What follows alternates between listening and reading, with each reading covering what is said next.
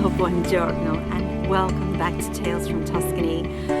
Well, today I'm sitting here in my little garden actually, on the shores of Sydney Harbour, and I'm sure you can hear the water lapping in the background. It's a wonderful autumn day, and today is a little bit different because today I'm going to talk about myself a little bit more and what inspires me.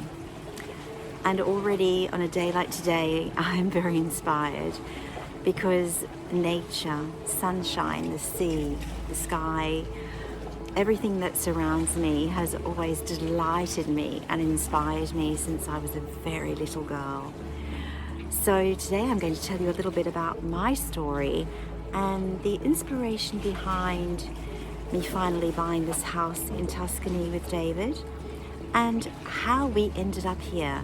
Not the practicalities, but the romance and the passion and the storytelling and the memories and the nostalgia and all those wonderful feelings and emotions that draw you to a place, that catapult you into doing something that many others would look at and say that's crazy. So today is all about inspiration and what inspires us.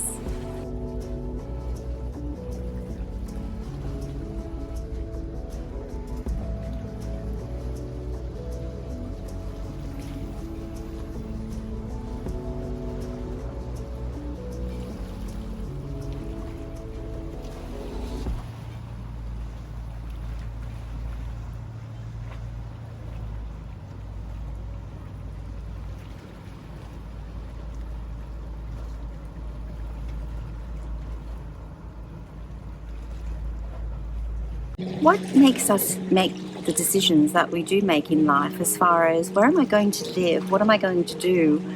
To me, everything has always been based on passion, and I have always since I was a little girl wanted to live my dreams, regardless of how hard or how challenging they might be to achieve.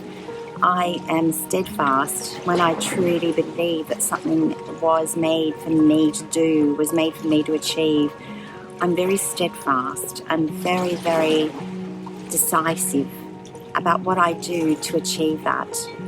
So coming into my relationship with David was something that just blew my mind, because all of a sudden I had found another beautiful creature, a human being that just seemed to be in sync with me in every way and wanted the same things as I did, which was so incredible, as you would understand if you found that for yourselves. So began this journey of wanting to share that dream, that endless dream that I've had since I was a little girl, really. When I first went to live in Italy when I was 15, 16 with my parents for a year, I just felt such an attachment to the country, to its people, to its culture and architecture and food and air. It feels like you're breathing different air when you're in Italy. That it's always been a dream to me to one day be back there, but in a way that something belonged to me. So to tell you the story of how I've got here, it's a long one, and I'm not going to keep you here for hours, but I have lived in France for many, many years with an ex-husband, and it was a glorious, glorious time, and I do love France. I've spent a lot of time in Italy in different places to what we've chosen now. I've spent many years, more than 35 years I think it is, travelling to Sardinia, as we say in Italian. But Sardinia is an island that has always mystified me. It's very magical, very, very beautiful, very naturally beautiful, and really quite magical. But it just never happened, and I always believed that you can't force destiny. You can't force something to happen that's not meant to be. And the relationship I had with Sardinia, which a lot of it was based also on my relationships with people there, something kind of tragic happened to that, and it therefore made me steer away from being there. And I've always wanted to explain to the people of Sardinia, I love you, I love Sardinia, but I don't feel it's my place to live there. So that's what's made that decision. And I've been told by people, funnily enough, that followed my journey through France and my books, which I wrote about my life in France, which were very successful from 2008 onwards, that I'm not fickle. I haven't fallen out of love with France, but I just feel like this part of my life doesn't belong to that country, if you can understand what I mean. I know other people that have travelled the world, that have fallen in love with many places over, will understand what I'm saying. When your heart doesn't always belong to one person, it doesn't always belong to one country. So my heart definitely only belongs to one person at a time, and definitely only belongs to this person that I'm with now. But with him, I wanted to share something that was very special to me from my childhood and my past, and something that also resonated very strongly with him from his childhood and his past as an adult. And when it came down to it, something that we both had in common was this love for la terra of Italy, the countryside, the rolling hills, the culture.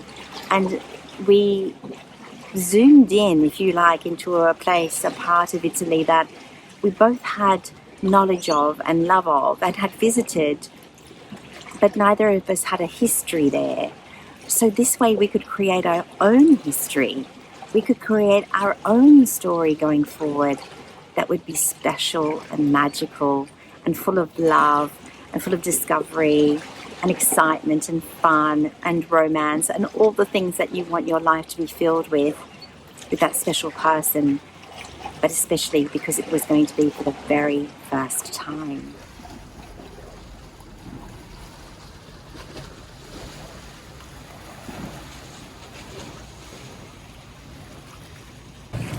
So how did I really find Kylie? Well, it's a funny story because it was via YouTube.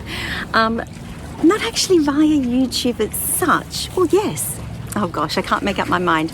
Well, let's just put it this way. It was via another YouTuber, I suppose, because I'm going to share some of the YouTubes that I was following when this all started. And one of them was called American Viscountess. And she's a lovely lady, Julie, who is an American but married to a Viscount in England. But she bought a little tiny house in Tuscany to do up as her own project. And I follow her. I'll put these things in the links, of course, in my comments, but Julie bought a house in a part of Tuscany that I had no idea existed, really. To me, it was always just another region of Italy, and she's in the far northeast of Tuscany, but very close to the mountains. And when I first saw it, I thought, gosh, this is amazing. I didn't think Tuscany actually had houses for those prices, because she was talking about how she'd done it on a very small budget as a private project for herself. And I thought, gosh, I haven't looked at those areas, so I started to do a search. Now, those areas didn't suit my personality because they were a little bit more alpine, if you know what I mean. And I didn't actually want to be somewhere that looked like an alpine area. I wanted to be somewhere that looked like Tuscany, but typical Tuscany, rolling hills, olive groves, all that kind of thing. So from the search of where her property was on Google Maps, I started to do a little radius of circles, if you like, further and further and further southwest from there, which was getting closer to the coast. And all of a sudden I discovered the Pisan Hills. So the hills and the valleys and these beautiful areas that create a triangle from Pisa across to the east and down to the south. Now, they've taken so many magical hidden gems of Tuscany, little villages you've never heard of, just like I hadn't heard of Chiani, but so many of the major, well-known tourist destinations as well, like San Gimignano. And I just thought, wow, this is really, really beautiful. It's very much what I was after. Let's start having a look at the prices here. And that's how I came across Chiani.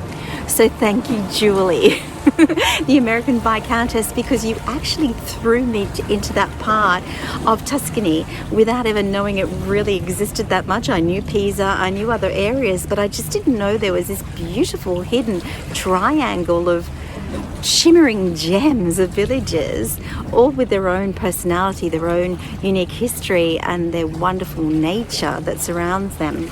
So I feel blessed and very grateful that I found that. From there, I also went on to follow some other YouTubers who I'm also going to share with you today, because I'll pop all of their links in because they inspired me in other ways. So there are the likes of the beautiful Australian filmmaker Kylie Flavell. There is a young man from England who's moved to Florence who calls himself the Britaliano on YouTube. There is a man that is called our man from Volterra, which I've met just recently through a Facebook group. And some of them are incredible professional photographers and filmmakers, and others of them are very much amateurish, and I'm probably somewhere in between there. But they all have this deep love for what they're doing, their projects, their wonderful stories that they tell and what they share, and their lives in Italy, of course, but in particular in this area, pretty much where I am in Tuscany. So by going on their YouTubes, I was inspired, and also I learned so much. I learned about the incredible antique market in Arezzo, which is one of the finest in the world, where you can find incredible bargains as well as things that will cost you an arm and a leg. I found out about the beautiful littler markets, but that are incredibly full of wonderful treasures in Vicospano and other villages. Vicospano is the beautiful village where the lovely Marie Kidd lives, who I did one of my last videos with, if you remember the interview I did with beautiful Marie. And I learned about different places like Recuperando, which are incredible. One particular place, which is called Recuperando here in Tuscany, that I found originally through the American Viscountess and then through Kylie Flavell, I think. But many people have been there. It's an incredible architectural salvage place, which is massive, and there are many of them that I've found since. So boy oh boy, are we going to be busy when we hit the ground in Chiani. I think the petrol costs that we're going to be paying are crazy, because we're going to be doing a lot of traveling around looking at all these wonderful places to find our gems and our treasures for our little home in Chiani. But how awesome is that? And all of that thanks to these wonderful YouTubers and other people out there that share their knowledge and their discoveries with others. So that's why I'm doing this, hoping that in the future, as I hit the ground running with David and we start to discover all these wonderful things, that we too will inspire you out there who has that Italian dream to live your dreams, to find all your treasures, and to be able to live that beautiful dolce vita.